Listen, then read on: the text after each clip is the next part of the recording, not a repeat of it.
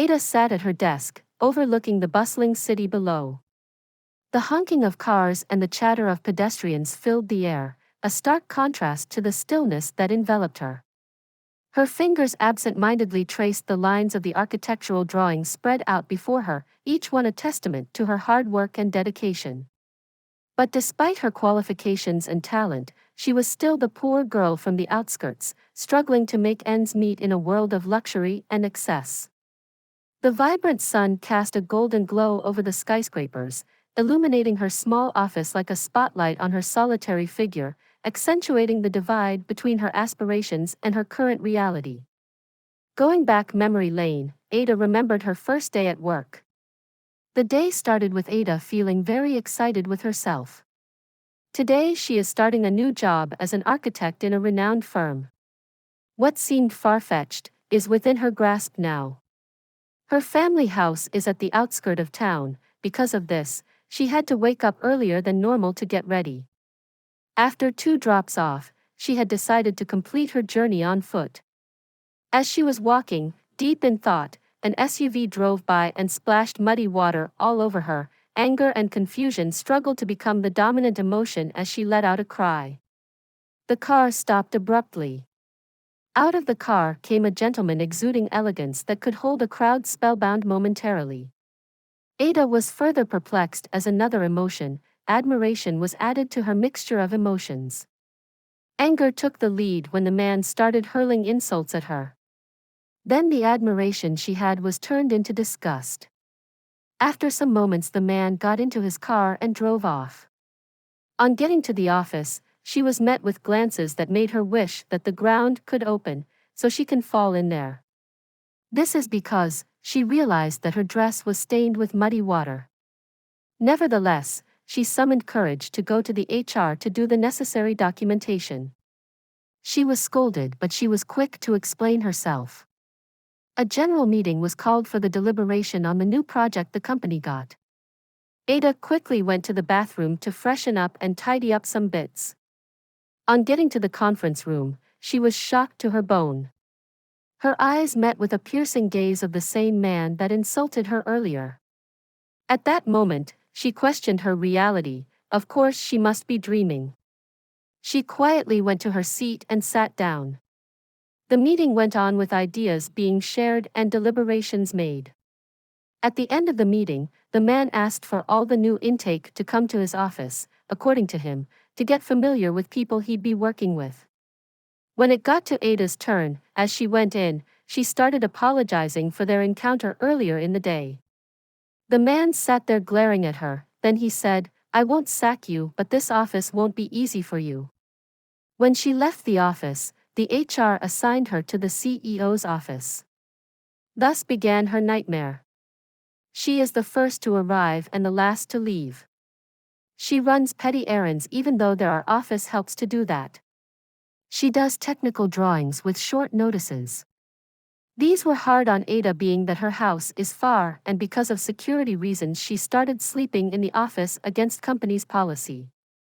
The CEO, Mr. Joseph, finds every given opportunity to ridicule her, and that gave some of her seniors the audacity to do the same. Her workplace became a living hell for her.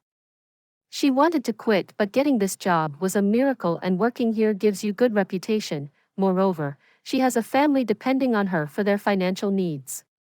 Patience, they say, is a virtue, so she'd continue working here.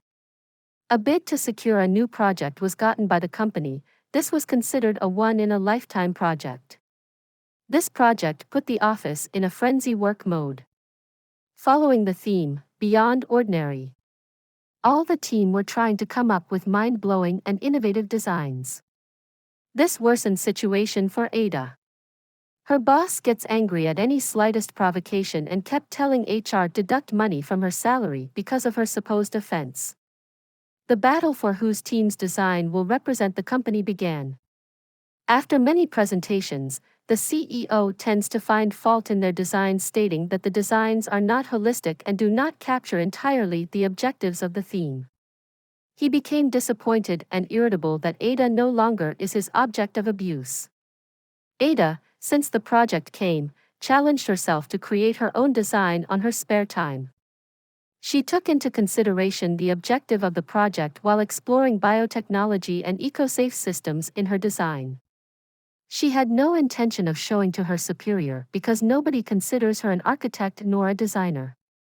One fateful evening, Ada stayed back at the office to complete her task. The door of the office was thrown open and there stood Mr. Joseph, the CEO, glaring at her.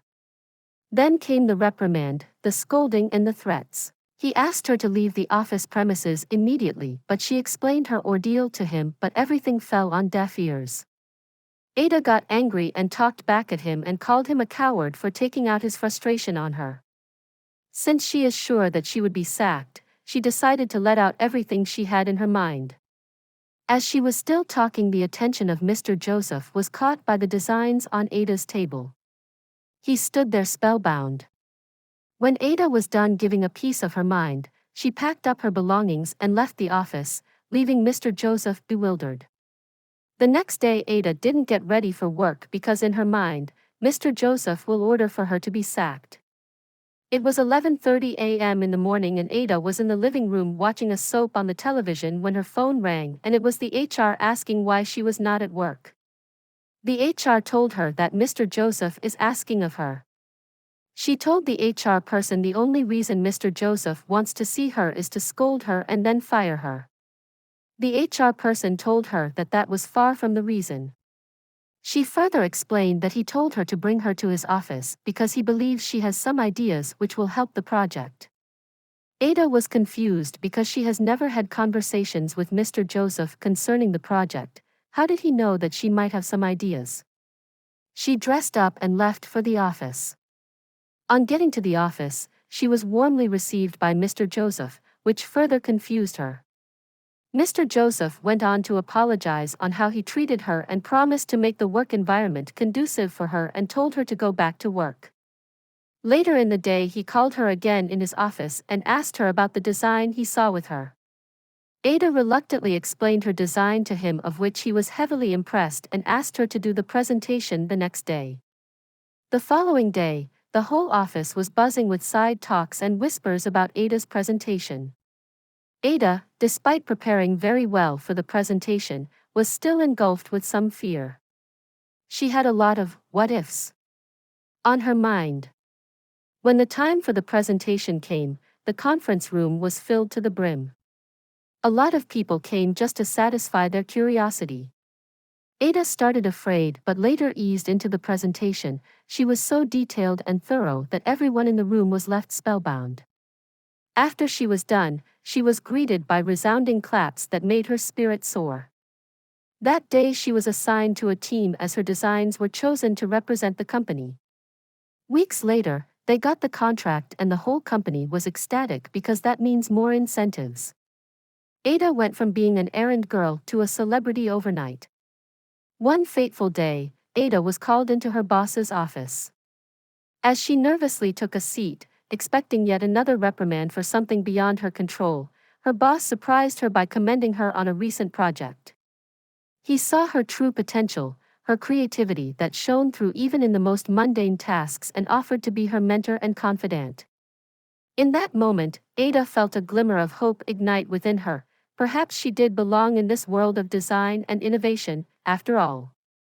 As Ada's career began to soar, her boss started taking a keen interest in her work. What started as professional admiration soon bloomed into something more, something unspoken yet undeniable. He always insisted on having lunch and sometimes dinner with her. His excuse was that they would get to share ideas and monitor her progress during these times.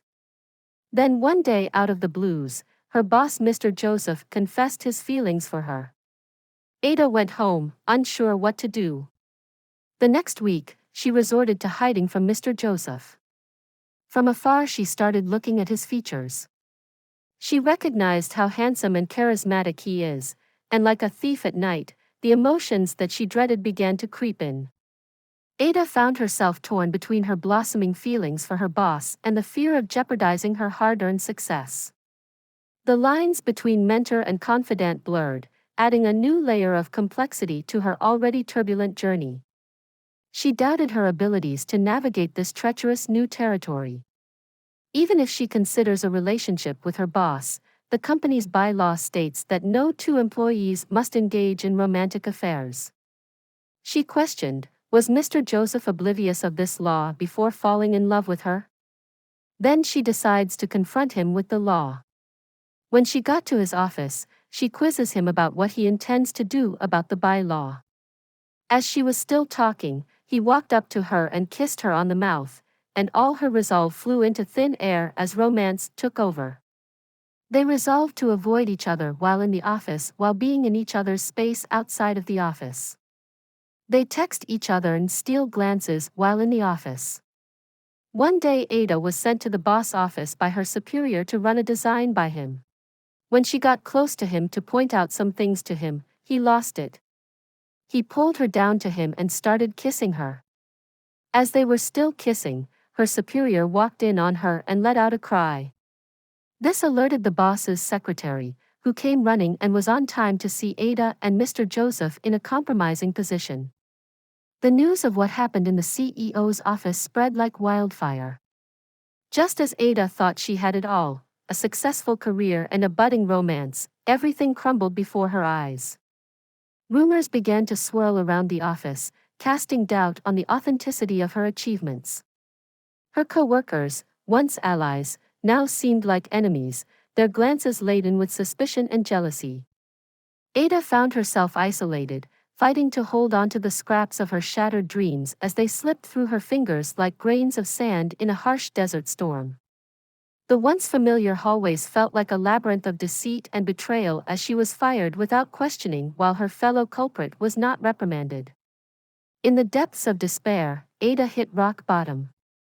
Stripped of her job and her reputation in tatters, she felt like she had nothing left to cling to.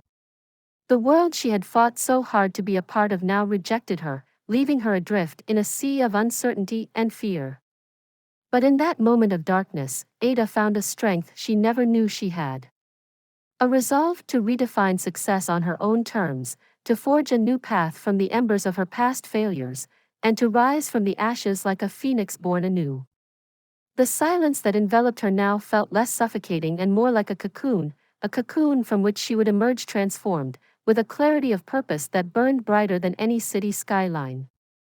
With newfound determination, Ada set out to prove her worth to the world, not as someone's protégé but as a force to be reckoned with in her own right. She poured her heart and soul into a new project, each line and curve a testament to her resilience and unwavering passion for design. Her boss tried to see her on several occasions but she refused. One day tracked her to her house and refused to leave until he talked to her. Seeing that she couldn't get rid of him, she yielded to his plea. Then he made her understand why they included the clause in the bylaw. This was to protect the company as they have had cases of lovers teaming up to sabotage the company on different occasions. He further told her how he tried to avoid her but could not help his feelings. To make it up to her, he offered to recommend her to a friend's company or better still amend the bylaw to suit their situation. Ada protested that would not make him a good leader if he changed the situation only to suit himself. Ada further told him that she has decided to work for herself. She has decided to market her skill and creativity as an independent architectural design company and that she is open to collaborating with him if the need be. With admiration in his eyes, he saw the fire in Ada, the unyielding spirit that refused to be extinguished by the trials that had befallen her. And in that moment, Ada knew that she had found her true calling, not just as an architect, but as a survivor, a warrior who refused to be defeated. As they stood together, surveying the city below, hand in hand, Ada realized that her happy ending was not in the arms of her boss but in the strength she had discovered within herself. And with a smile, she looked towards the horizon, ready to face whatever challenges lay ahead, knowing that she was capable of overcoming them all. The world lay at her feet, a canvas waiting to be painted with the colors of her resilience and the brushstrokes of her unwavering spirit.